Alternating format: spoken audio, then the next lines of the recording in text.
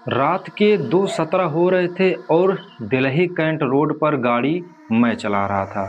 तब रोड के बीचों बीच एक सफ़ेद साड़ी पहनी हुई लड़की हाथ देकर गाड़ी को रोक रही थी। पर असली डर तब शुरू हुआ जब मैंने देखा रियर व्यू मिरर में कि वह मेरे सीट के पीछे बैठी थी। और फिर जब मैंने सीसीटीवी फोटोज में चेक किया तो उसमें दिख रहा है कि लड़की सीट पर नहीं बैठी है। पर असली डर तब शुरू हुआ जब मैंने रियर व्यू मिरर में देखा वो मेरे पीछे वाली सीट पर बैठी है।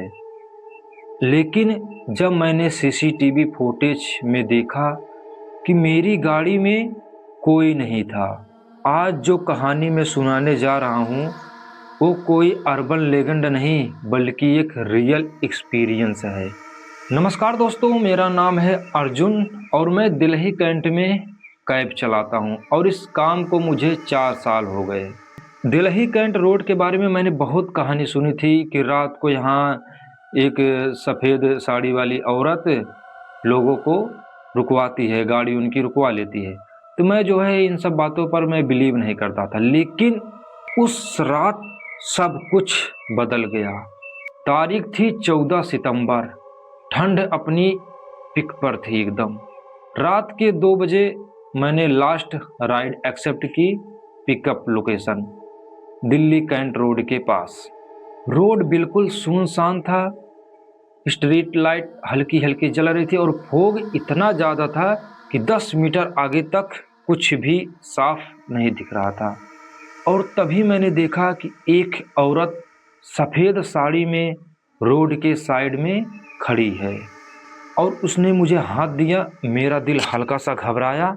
फिर मैंने सोचा कि शायद किसी को हेल्प की ज़रूरत है, तो मैंने क्या किया, मैं गाड़ी को रोक दिया और वो धीरे से आई, दरवाज़ा खोला और बिना कुछ बोले गाड़ी में पीछे सीट पर बैठ गई। उसका चेहरा क्लियर नहीं दिख रहा था। मैंने पूछा, मैडम कहाँ जाना है? लेकिन कोई जवाब नहीं। फिर थोड़ी देर बाद धीरे से आवाज़ आई कि आगे चलो। उसकी आवाज़ ठंडी सी अजीब सी थी। मैं ड्राइव कर रहा था और रियर व्यू मिरर में मैंने देखा 1 सेकंड के लिए उसकी आंखें मेरी ही ओर घूरे जा रही थी। उन आंखों में कोई इमोशन नहीं था। फिर अचानक रियर व्यू मिरर में मैं देख रहा हूँ कि वो लड़की गायब हो गई और मेरी सीट खाली है। मैंने तुरंत ब्रेक लगाया और गाड़ी रोककर पीछे देखा तो सीट खाली थी, लड़की गायब हो चुकी और दरवाज़ा अंदर से लॉक भी था। इतना देखकर मेरी सांस ऊपर नीचे होने लगी। मैं बहुत ज़्यादा घबरा गया और मैं सीधा पुलिस चेक पोस्ट पहुँचा और उन्होंने सीसीटीवी फुटेज चेक किया और उन्होंने कहा तुम्हारी गाड़ी में कोई नहीं था, तुम अकेले गाड़ी चला रहे थे और खुद से ही बात कर रहे थे, अकेले, कोई नहीं था उसमें। लेकिन मुझे बिलीव था कि मेरी गाड़ी में वो लड़की बैठी थी। वीडियो में क्लियर दिख रहा था कि मैं गाड़ी रोकता हूँ और कोई लड़की अंदर नहीं बैठती है। फिर मैं उसके बाद गाड़ी लेकर चलता हूँ। अपने आप से ही मैं बात कर रहा था। अब मैं अपनी बात पुलिस को समझा नहीं पा रहा था कि मैं कैसे समझाऊं कि वो लड़की सचमुच मेरी गाड़ी में बैठी थी। मुझे पूरा विश्वास है। तो फिर पुलिस वाले ने कहा शायद तुम्हें हेलुसिनेशन है, कि तुम्हें धोखा हो रहा है। फिर मैं अपनी गाड़ी का दरवाज़ा खोला और पिछली सीट पर मैं देखता हूँ कि सीट हल्का हल्का पानी से भीगा था, ऐसे जैसे मानो कोई उस पर गीली चीज़ रखी हो। नेक्स्ट दिन मैं कुरिस्टी में वापस गया और वहाँ मुझे एक चाय वाला मिलता है। तो मैंने उससे कैजुअली जाकर पूछा कि भाई यहाँ पर कुछ साल पहले यहाँ किसी का एक्सीडेंट हुआ था क्या? तो चाय वाला मेरी बात सुनकर एकदम शांत हो गया, कुछ नहीं बोल रहा है। तो फिर थोड़ी देर में चाय वाला बोला कि 5 साल पहले यहाँ पर एक लड़की का एक्सीडेंट हुआ था, वो भी शादी से 1 दिन पहले, और वह सफ़ेद साड़ी पहनी हुई थी और एक कार वाले ने हिट किया और ड्राइवर भाग गया था उसे छोड़कर। और उसकी बात सुनकर मेरे हाथ एकदम ठंड पड़ गए, एकदम कांपने लगे मेरे हाथ। उस रात मैंने फिर वही रूट लिया, लेकिन इस बार मैं डर के साथ नहीं बल्कि उस चीज़ को समझने के लिए कि आखिर सच्चाई क्या है उस लड़की की। जैसे ही मैं उस जगह पहुंचा, टाइम वही 2:15 AM, वही फॉग, वही रात और फिर उसी जगह पर वही लड़की खड़ी थी। तो इस बार मैंने गाड़ी नहीं रोकी। मैंने उससे कहा, अगर तुम्हें इंसाफ चाहिए तो मैं तुम्हारी मदद कर सकता हूँ।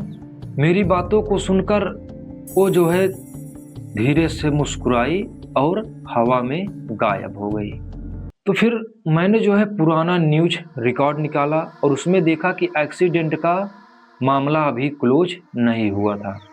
मैं और पुलिस मिलकर CCTV में पुराने नंबर प्लेट का डाटा निकाला। 3 महीने बाद वो ड्राइवर पकड़ा गया और उस लड़की को इंसाफ मिला। फिर उसके बाद मैं आज तक उस लड़की को कभी नहीं देखा। दिल्ली कैंट रोड आज भी एकदम ऐसे सुनसान लगता है। तो मुझे लगता है कि कभी कभी कुछ आत्माएं डराने के लिए नहीं बल्कि अपनी अधूरी कहानी को पूरा करने के लिए आती हैं, और जब उन्हें इंसाफ मिल जाता है तो वो शांति से चली जाती हैं। और शायद अब उस सफ़ेद साड़ी वाली औरत अब आखिरकार वो सुकून में है। हर सफ़ेद साड़ी वाली औरत भूत नहीं होती है, कभी कभी वह इंसाफ के इंतज़ार में होती है। तो दोस्तों, ये थी उस सफ़ेद साड़ी वाली औरत की कहानी, जो मैंने और पुलिस ने मिलकर इस कहानी को सॉल्व किया। अब उसकी आत्मा को शांति मिल गई। तो अगर आप सभी को यह वीडियो अच्छा लगा हो तो इस वीडियो को लाइक और हमारे चैनल को सब्सक्राइब कीजिएगा और हमसे जुड़िए। ऐसे ही हम आप सभी के बीच में रियल घटना पेश करते रहेंगे।